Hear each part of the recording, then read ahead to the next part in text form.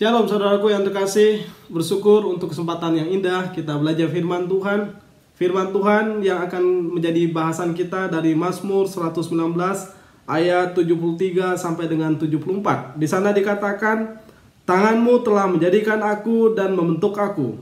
Berilah aku pengertian supaya aku dapat belajar perintah-perintahmu. Orang-orang yang takut kepadamu melihat aku dan bersuka cita, sebab aku berharap kepada firman-Mu."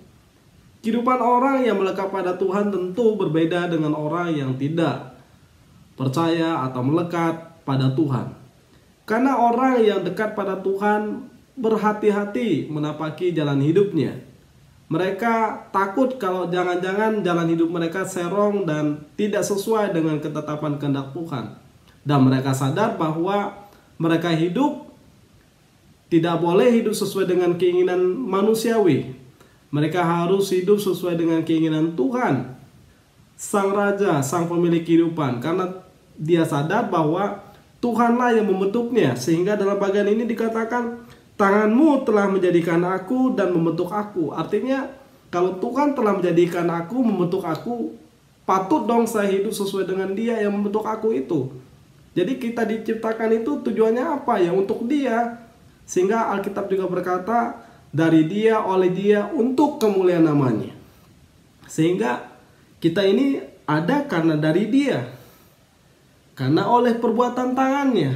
Dan untuk apa kita ada? Untuk memuliakan namanya. Bahkan dikatakan supaya kita diberi suatu pengertian daripada Dia.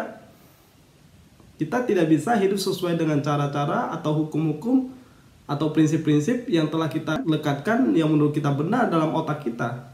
Tetapi kita harus minta kepada Tuhan supaya berilah aku pengertian, sama seperti seorang pemazmur. Pengertian apa? Memahami ketetapan kehendak Tuhan. Supaya apa yang saya jalankan itu bukan berdasarkan hawa nafsu saya. Waktu saya berdoa, saya minta sesuai dengan pengertian kehendak bijaksana daripada Tuhan. Waktu saya bekerja, saya minta pengertian. Saya datang pada Tuhan supaya apa yang saya jalankan ini benar-benar bersih, yang memuliakan nama Tuhan, yang mendatangkan berkat buat keluarga saya, bahkan mendatangkan berkat bagi orang lain juga. Waktu saya melayani, saya minta diberi pengertian oleh Tuhan, supaya bukan berdasarkan hawa nafsu saya, ambisi saya, tetapi berdasarkan tuntunan, pimpinan, panggilan, kemana Tuhan mengarahkan kehidupan saya. Nah, kalau ini dijalankan oleh kita hari lepas hari, betapa bahagianya orang-orang yang ada dalam bumi ini. Karena orang sadar bahwa hidupnya mestinya dijalankan sesuai dengan tuntunan Tuhan. Sehingga dalam bagian ini, berilah aku pengertian supaya aku dapat belajar perintah-perintahmu. Ternyata menarik sekali. Bukan supaya menjadi kaya raya, supaya menjadi orang yang hebat luar biasa. Meskipun itu tidak salah. Tapi dia minta dulu supaya aku bisa belajar perintah-perintahmu. Seberapa banyak kita mempergunakan waktu kita untuk belajar firman Tuhan. Waktu saat teduh kita dipakai untuk bersujud, memohon terang firman Tuhan, memberi pengertian pada kita. Berapa banyak di antara kita yang menggunakan waktu kita untuk membaca firman Tuhan secara pribadi. Berapa banyak di antara kita yang bersungguh-sungguh belajar firman Tuhan, mendengarkan firman Tuhan waktu firman Tuhan itu diberitakan. Jangan-jangan selama kita hidup, sepertinya kita rindu sekali dengan firman Tuhan, tapi yang kita dapatkan dari pengertian firman Tuhan itu sangat kurang sekali. Ya, saya bersyukur bahwa saya boleh belajar firman Tuhan, boleh mendalaminya. Dan dalam bagian ini juga saya bersyukur bahwa ketika saya belajar, banyak hal yang saya ketahui tentang bagaimana saya harus hidup benar di hadapan Tuhan. Banyak hal yang saya belum ketahui tentang siapakah Tuhan itu. Sehingga waktu saya makin belajar, makin merasa kurang dan kurang. Makin rasa perlu banyak berbenah. Sehingga pantaslah seorang pemazmur berkata, meskipun dia adalah seorang yang hebat menurut saya, tetapi dia tetap berkata, berilah kepadaku pengertian, supaya dia tidak melangkah menurut pengertiannya. Tetapi dia belajar untuk melangkah berdasarkan titah atau firman-firman Tuhan, perintah-perintah Tuhan.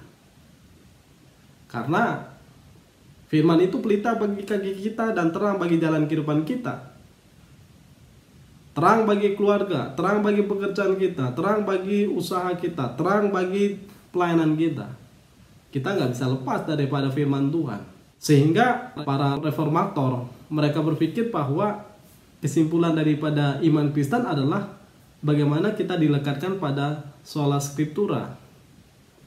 Bagaimana firman Tuhan itu sangat penting dalam kehidupan kita. Jadi kita harus melekatkan firman Tuhan sebagai bagian yang penting dalam kehidupan kita. Supaya kita bertumbuh, berdasar, berjalan berdasarkan firman Tuhan. Dan menjadi menarik dikatakan, bukan hanya itu saja, orang-orang yang takut kepadamu melihat aku dan bersukacita. Kenapa? Karena hidupnya beda. Dikatakan bahwa sebab aku berharap padamu, kepada firmanmu, dikatakan. Tapi orang-orang itu kan melihat bagaimana kehidupan dia, sehingga orang-orang yang takut kepadamu itu melihat dia itu bersukacita. Kenapa orang bisa melihat bersukacita? Karena kehidupannya itu beda. Kehidupannya itu bisa menjadi teladan. Kehidupannya itu bisa menjadi seakan-akan sandaran. Orang melihat dia sebagai panutan. Sehingga gak heran ada seorang ibu berkata, "Pak, orang melihat saya seperti pendeta, padahal saya bukan seorang pendeta."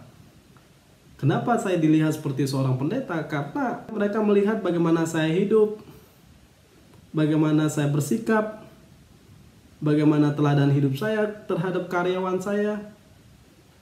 Padahal karyawan dia bukan orang-orang seiman. Tetapi karena perbuatan-perbuatannya yang nyata, yang dialami, yang dirasakan, akhirnya orang bisa melihat. Dan nggak perlu kita tebar pesona seakan-akan kita adalah orang baik. Ketika kita benar-benar melakukan suatu kehidupan yang baik, maka itu bisa dirasakan oleh orang lain. Kenapa kita bisa hidup dalam kebaikan itu? Karena pengaruh firman Tuhan yang mengubah kehidupan kita.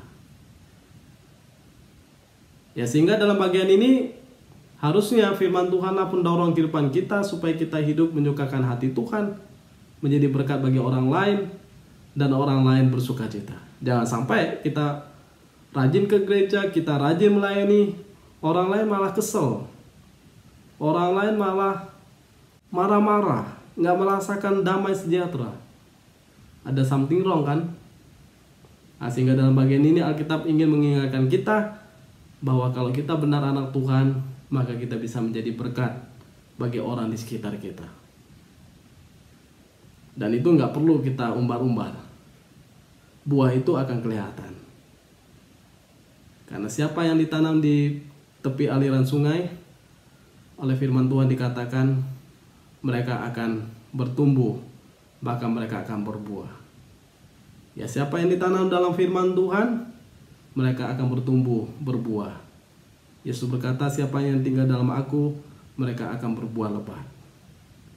Ya, dengan kata lain, kunci kehidupan kita supaya kita berbahagia, supaya orang lain juga berbahagia, ya hiduplah dalam firman Tuhan, lakukan ketetapan kehendak-Nya, dan jadilah pribadi yang menyenangkan hati Tuhan. Tuhan Yesus memberkati.